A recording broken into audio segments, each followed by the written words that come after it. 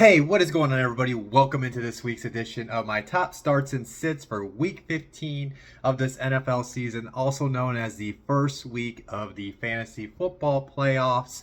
Hopefully, you guys are still watching this video, because if you are, that means you guys are trying to get a big win this week, or maybe you're on a bye week and you just wanted to watch this video for some daily lineup tips for some guys that you should either consider or avoid in your fantasy football lineups. Let's go ahead and dive into the quarterback position, as I've always done to start off these videos throughout the season. My top start of the week, I am going to go with Matthew Stafford against the Commanders. Commanders are giving up 21.5 points per game.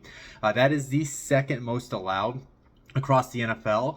Then when we look at what the Commanders allowed over their last 4 games before they had their bye week last week, they allowed 3 different quarterbacks to throw over 280 yards, and they have allowed 11 passing touchdowns and have not picked off a quarterback in their last 4 games. So I absolutely love Stafford this week. If he was on the waivers, you're able to get him off the waivers. If you maybe lost with Justin Herbert, I think you struck gold, and he might be able to push you through the playoffs, especially with how he's been playing as of late.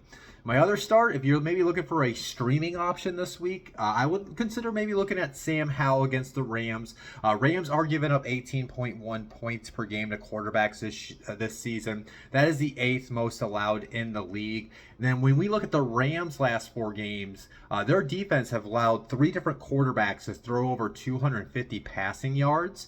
And then in those games, they've allowed 7 passing touchdowns. They have picked off the quarterbacks 3 times. As I always say, though, the picks really don't matter in fantasy unless you do play in one of those type of leagues that do punish those type of interceptions. But I always like to bring it up to kind of give you an idea how their defense has at least played. But yeah, I definitely like Sam Howell as a streaming quarterback this week, and he's probably going to be a relatively cheap option for you when you put together your daily lineups as well.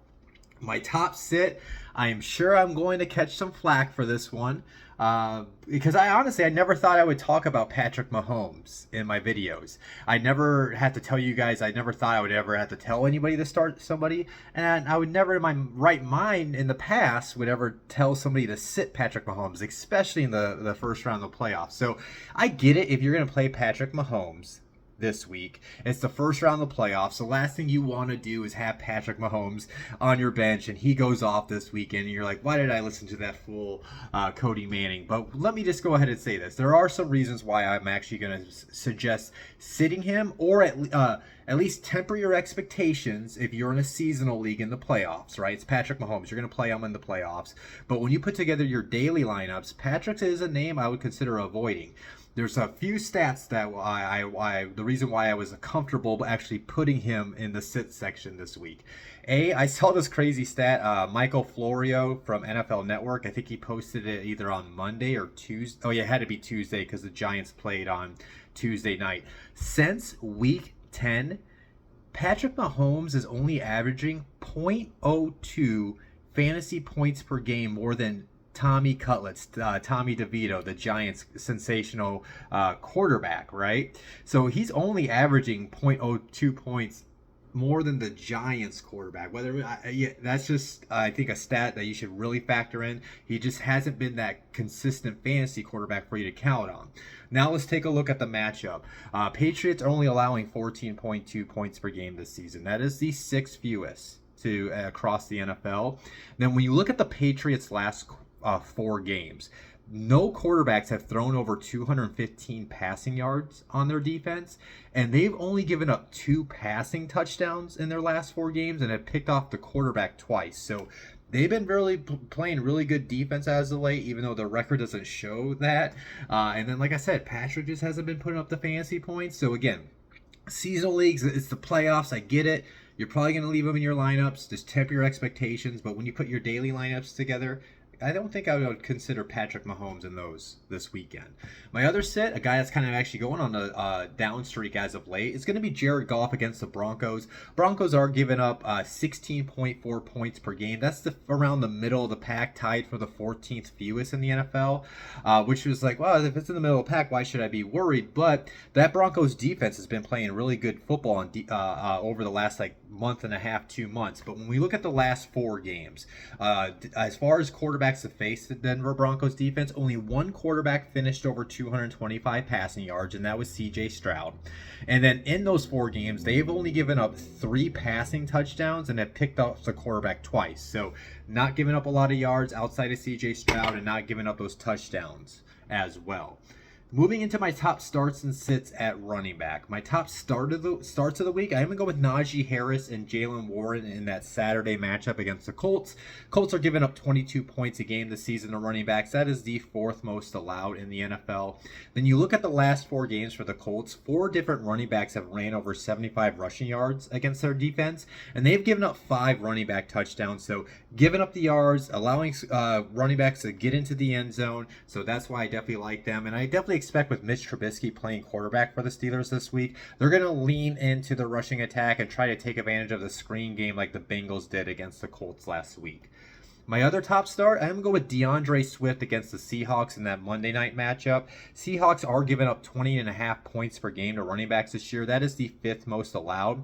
Over their last 4 games, they have actually allowed 2 different running backs to run over 100 yards against their defense, and they have also given up 5 running back touchdowns. So just like the Colts, giving up the yards on the ground, giving up the touchdowns to the position. So that's why I would definitely like to have Swift in my lineups this week. My top sits, my number 1, I'm going to go with Kenneth Walker and Zach Charbonnet against the Eagles. Now, the Eagles, they've definitely been my sit of the week, I feel like, every single week this season. And the stats just back it up. You know, they only give up 11.7 points per game to running backs this year. That's the fewest in the NFL. Now, over the last 2 games, Isaiah Pacheco and CMC have reached over 85 rushing yards against their defense. Which maybe can kind of show there is a potential that for one of those guys to go off. But the thing is, when you look at the last game, those 2 are splitting touches. So the fact that only, running backs that don't really split the touches when they're the healthy ones in their system got over the 85 rushing yards is why I don't trust Walker or Charbonnet to do it, because they're going to split the touches. So maybe the combination of them get to 85 rushing yards. I just don't see a single running back between the both of them getting to that mark. And they've only given up 2 running back touchdowns over their last 4 games. And I definitely kind of think like the Eagles got to win, right? So I definitely expect their defense, at least their rush defense, to show up on Monday night. My other top sit, I am going with James Conner against the 49ers. The 49ers only given up 11.8 points per game, very close to the top mark. That is the 2nd fewest across the league.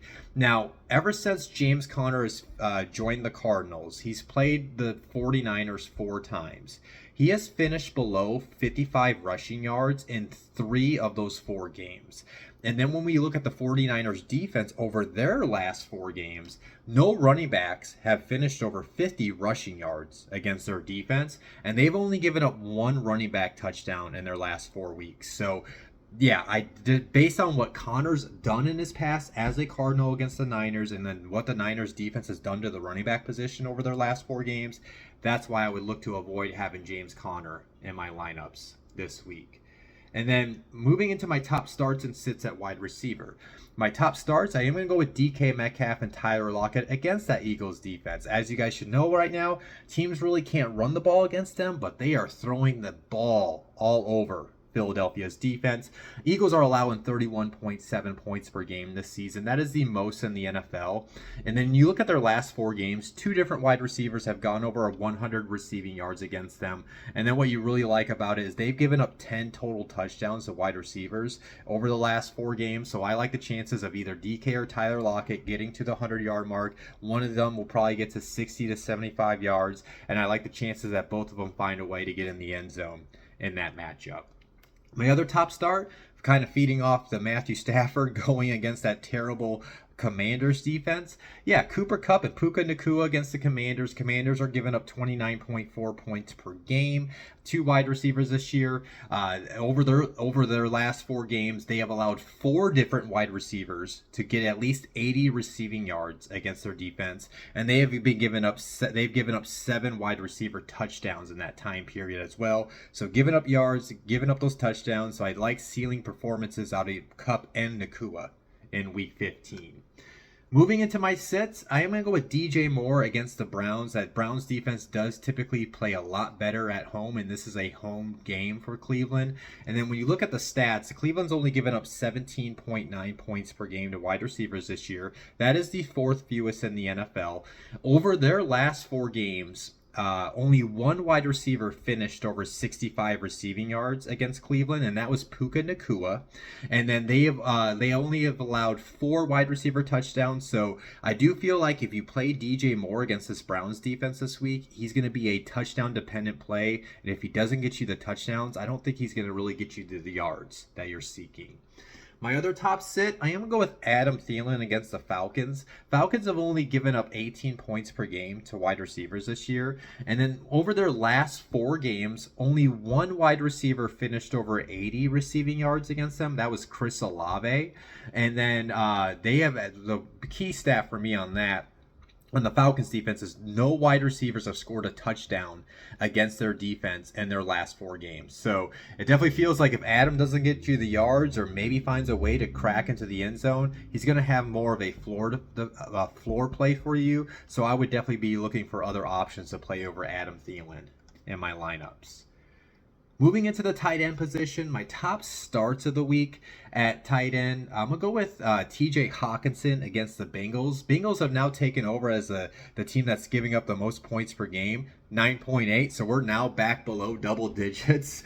Used to be the Broncos for the last month and a half until that just dipped a little below this past week. But when we look at the Bengals defense, over their last 4 games, 2 different tight ends have finished over 80 receiving yards against their defense, and they have allowed 2 tight end touchdowns. So more of the yards factor and just the overall part of the season where they've been giving up a lot of points to position is why I like Hawkinson in my lineups this week. And maybe we should be able to see some more consistent targets with him with Nick Mullins running the quarterback position. My other top start, even though I don't really love his quarterback this week, I still do like Sam Laporta against the Broncos. Broncos are giving up 9.6 points per game to the tight end position. Now, it's been mainly why I like Laporta is even though they're not allowing a lot of passing touchdowns over their last 4 games, those 3 passing touchdowns I mentioned earlier, it was 3 passing touchdowns, right? To serve my memory right, yeah, they've only allowed 3 passing touchdowns in their last 4 games, but those two of those 3 passing touchdowns were to the tight end position. And the main thing too is even though they're not giving up a lot of passing touchdowns, they're giving up a lot of yards through the air. So that's why I definitely like Laporta, because they've given up 3 different tight ends to finish over 50 receiving yards in their last 4 games. And Everett last week, he caught like 6 balls for 39 yards. His quarterback got hurt. So I do like to think if Justin Herbert didn't get hurt last week, he would have got over 50 receiving yards, and there would actually be 4 of them. But yeah, I still like Laporta, even though I don't like Goff this week. My top sits, I'm going to go with Trey McBride against the 49ers. The Niners are only giving up 4.5 points per game to tight ends this year. That is the second fewest in the NFL. Just like they've been stopping running backs, they are also slowing down tight ends. No tight ends have finished over 50 receiving yards against the 49ers defense in their last 4 games. And they have only given up 1 tight end touchdown in that time period. So this definitely feels like if McBride doesn't get you a touchdown, I don't think he's going to get you the yards. So unless you're in a PPR league, you just got to hope that Kyler's just at least feeding him the ball this week. My other top sit, I'm going with Hunter Henry against the Chiefs. Chiefs are only giving up 5.1 points per game to tight ends this year. That is tied for the 5th fewest across the league. And then no tight ends have finished with more than 40 receiving yards against Kansas City in their last 4 games. And they also have only given up 1 tight end touchdown over their last 4 games. So they're not giving up a lot of yards, not really allowing tight ends to score touchdowns against them. And plus that Patriots offense is a mess. I know they looked a lot better against the Steelers that last Thursday night game. But yeah, I wouldn't turn to Hunter Henry if you've been streaming tight ends. I would look elsewhere if you could. So yeah, that is this week's top starts and sits. As always, any players I didn't talk about, feel free to ask me about them in a comment, a DM, a text message, however you need to reach out to me. As always, hit the like button, subscribe, follow. Make sure you do follow me on all my social media platforms. Hope you guys get a big win this week to get to the conference championship week of the fantasy football schedule. I'll talk to you guys next Tuesday when I do my top waiver wires and streamable defenses. I wish you guys the best luck this weekend. Peace out. Talk to you later.